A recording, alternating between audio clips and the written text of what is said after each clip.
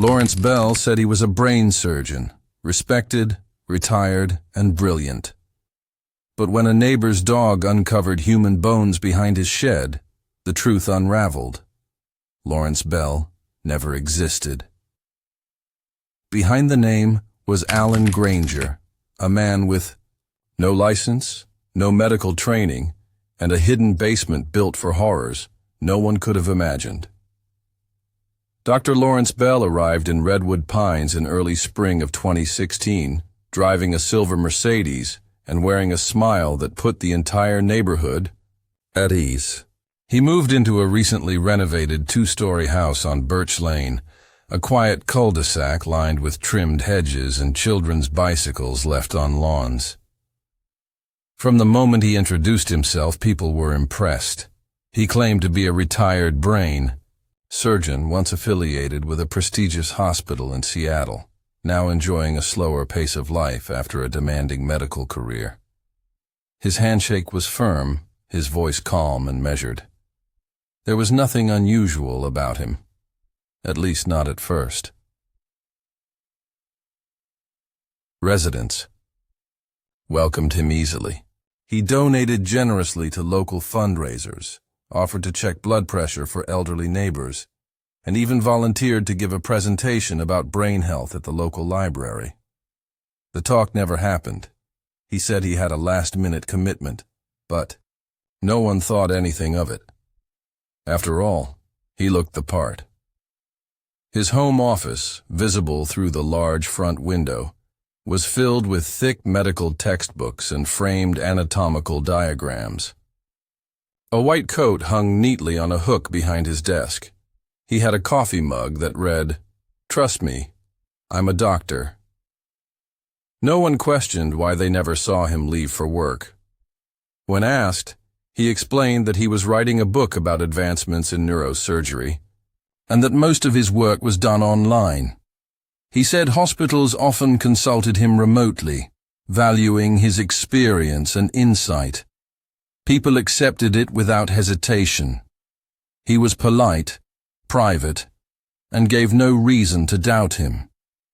The only person who found him odd was the mailman. He noticed that Bell received no medical journals, no hospital mail, and none of the packages typical of a practicing or even retired surgeon. Most deliveries were unmarked boxes, often left at odd hours. But the mailman never reported it. A town like Redwood Pines, it didn't seem worth raising eyebrows. Dr. Bell didn't have visitors, rarely left the house, and spent most of his time in his garden or walking along the nearby trail. Things remained calm for months. The only unusual event occurred when a landscaper abruptly quit after doing some work in Bell's backyard. He told neighbors the man was unreliable and difficult to work with. No one thought to ask for details. Later, some neighbors remembered hearing strange noises at night, mechanical buzzing, metallic clinking, and occasionally what sounded like a saw, but they chalked it up to DIY renovations, or perhaps gardening equipment. He seemed too normal to be dangerous. That's what made everything so unsettling in hindsight. There was no obvious red flag, no violent outburst, no dark rumors. Just a man who claimed to have spent decades saving lives, and now wanted peace and quiet in a town that welcomed him with open arms. It wasn't until the Hendersons' dog dug up something behind his shed that the illusion cracked, and the darkness behind his carefully constructed life began to show. It was a humid morning in mid-July when everything began to unravel. The Hendersons' golden retriever, Max, was barking relentlessly near the property line he shared with Dr. Bell. When Mrs. Henderson came outside to quiet him, she noticed Max furiously digging behind the doctor's shed, his paws covered in dirt, and something else. Something darker, with a terrible smell. She called out to him, but he ignored her. As she approached, the stench grew stronger, and when Max finally backed away, the sight made her stomach turn. There was something sticking out of the earth, a torn piece of black plastic, and beneath it, what looked disturbingly like bone. Thinking it might be a buried animal, she called animal control. But when the responding officer took a closer look, his expression changed instantly. He didn't say much, only radioed for backup and asked the Hendersons to return inside. Within the hour, police officers, detectives, and forensic technicians had flooded Birch Lane. Yellow tape went up, and the quiet street was transformed into the scene of an unfolding nightmare. Neighbors gathered in small, worried clusters, whispering about what might be going on. Some assumed it was a pet cemetery. Others thought maybe Belle had hidden something illegal, maybe drugs or money. No one dared to consider the truth, at least not out loud. But the next day, when news broke that human remains had been discovered in Belle's backyard, the entire neighborhood was stunned. The police didn't immediately identify the remains, but they confirmed they were human and had likely been buried for several months. The condition of the bones suggested deliberate placement, wrapped in plastic and buried carefully, not hastily. That detail alone sent chills through the community. This wasn't the work of a desperate man in a moment of panic. It was something planned. The next shock came quickly. Dr. Bell was missing. Investigators attempted to contact him, but he hadn't been seen since the morning before the discovery. His car was gone, and neighbors couldn't recall seeing him around since the previous weekend. Police searched the house thoroughly. What they found made things even more confusing. Despite the claims that he was a retired brain surgeon, there were no legitimate medical records, hospital paperwork, or professional certifications. The framed diploma hanging on his office wall was a poor-quality forgery, riddled with typos and mismatched fonts.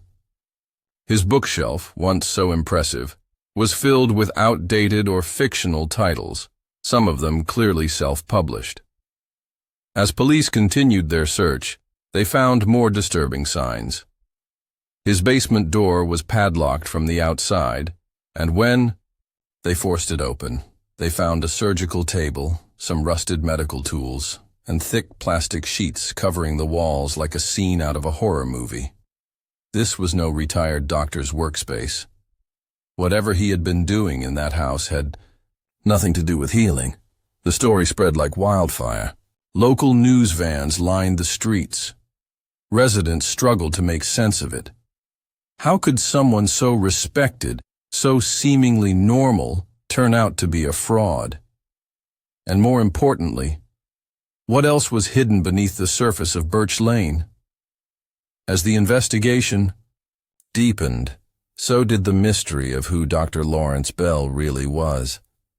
Fingerprints recovered from inside the house returned no matches in any national medical database. His supposed credentials were fabricated. His name wasn't on any hospital registry, and even the Social Security number he had used belonged to a man who had died in 1997. Investigators realized they weren't dealing with a simple case of fraud. They were chasing a ghost. It didn't take long for tips to start flooding in. As the story gained national attention, viewers from other states began calling in with suspicions and eerie memories.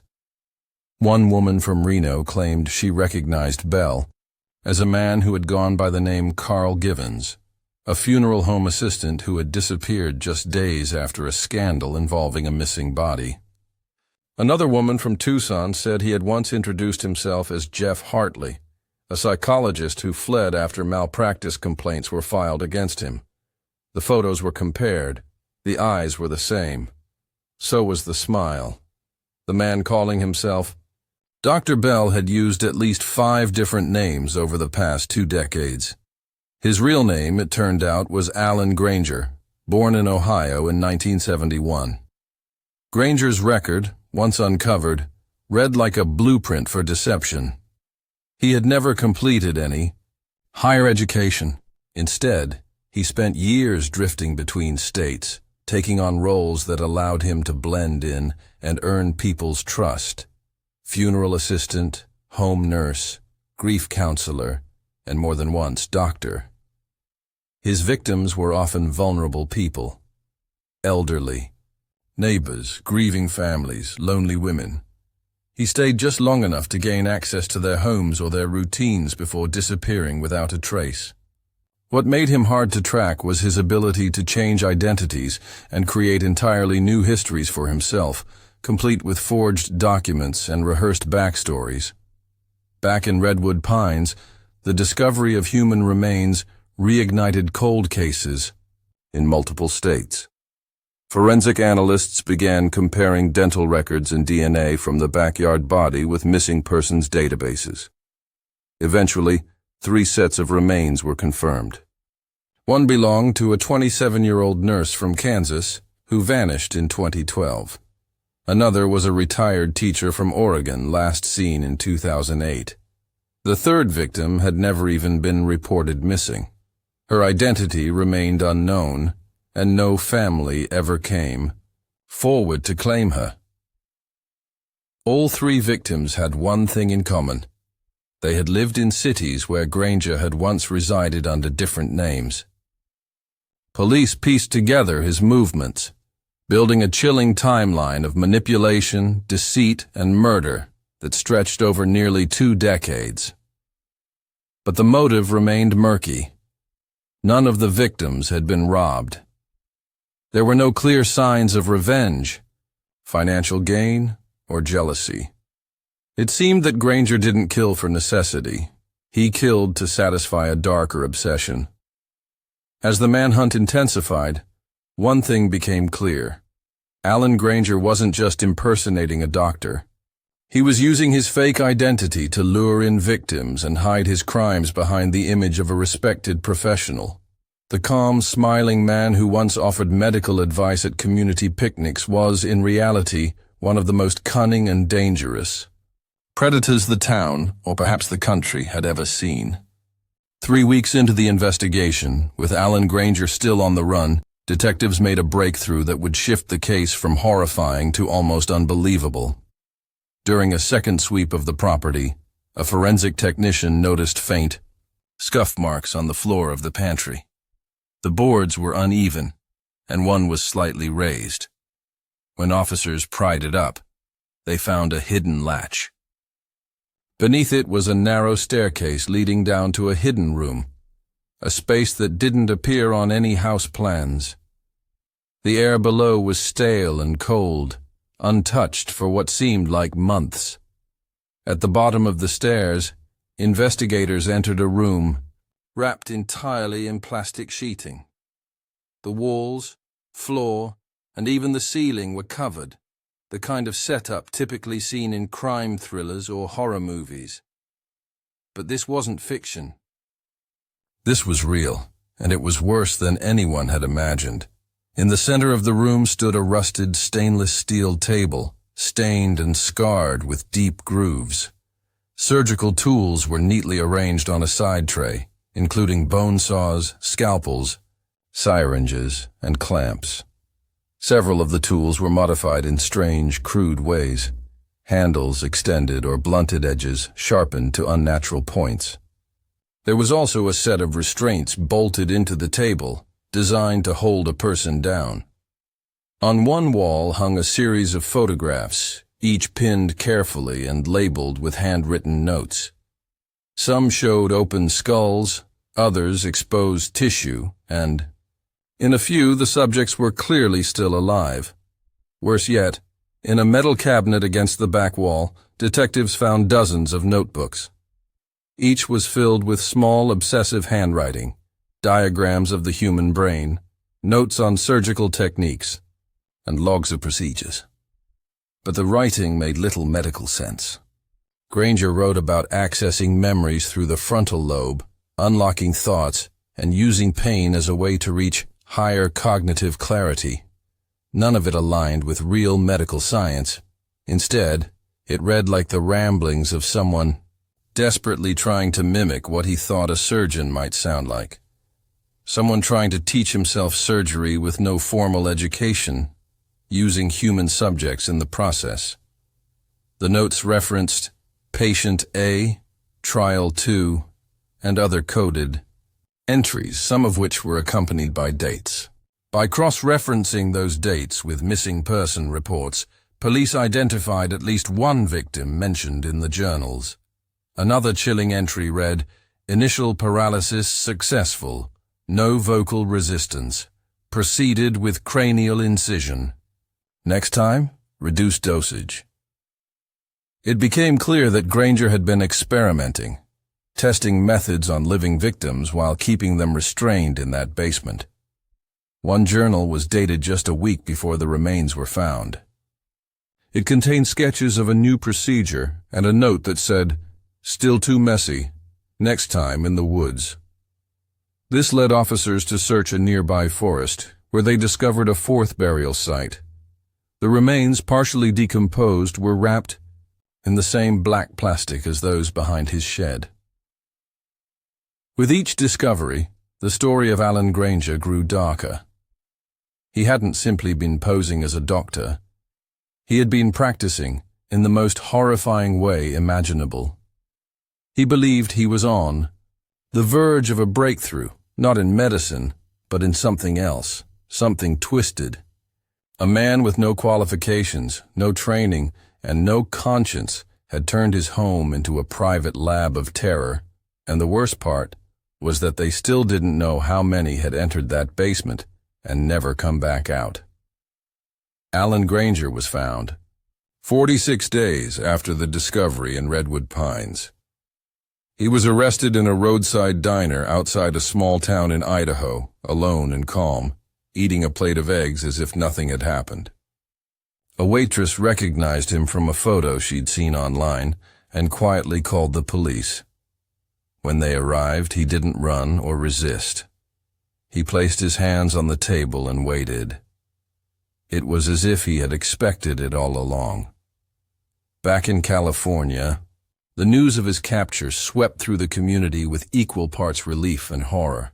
Investigators quickly brought him back to face multiple charges, including 4 counts of murder, abuse of a corpse, kidnapping, and unlawful medical experimentation. The details of the case continued to leak to the public, some through official reports, others through rumors that blurred the line between fact and nightmare. But what emerged during the court proceedings was even more disturbing than the public had anticipated. Granger showed no remorse. He sat quietly during the trial, occasionally flipping through his own notes, as if he were reviewing evidence for a scientific paper. His defense team attempted to paint a picture of mental illness, claiming he was delusional, obsessed with knowledge, and driven by a distorted view of medical discovery. But the prosecution countered with a chilling narrative. This was not a man lost in fantasy. This was a man who meticulously planned, captured, and tortured his victims, believing he was entitled to their bodies in the name of personal progress. The trial revealed the identity of the 4th victim found in the forest. Her name was Delilah Nunez, a 34-year-old hitchhiker who had disappeared after accepting a ride near the Redwood Pines area. She had no family to report her missing, no ties that would alert anyone she was gone. Granger had deliberately chosen her, as he had with the others, because she could vanish without setting off alarms. For every body they found, investigators feared there were more, lost, buried, or never even known to be missing. Inside the courtroom, the most damning evidence came in the form of video footage recovered from a corrupted hard drive in Granger's basement. Technicians were able to recover several files showing fragments of his sessions. Blurry and chaotic, they depicted victims strapped down, Granger talking to them, occasionally consulting his notes, always wearing gloves and a mask. His tone was clinical, his movements exacting. He truly believed he was performing procedures. He was sentenced to 4 consecutive life terms without the possibility of parole. He never apologized. When asked if he wanted to make a statement, he simply said, "I did what needed to be done." The house on Birch Lane was eventually demolished, No one wanted to live on the land again. The empty lot became a memorial for a time, until the flowers wilted and people slowly stopped coming. The wounds in the community ran deep. People struggled with the memory of how easily they had trusted him, how normal he had seemed. Behind the smile, the white coat, and the soft-spoken charm was something far more terrifying. A man who believed he could play doctor with real lives and leave no trace. But he was wrong. The truth had been buried in his backyard, and now the world would never forget what they had uncovered.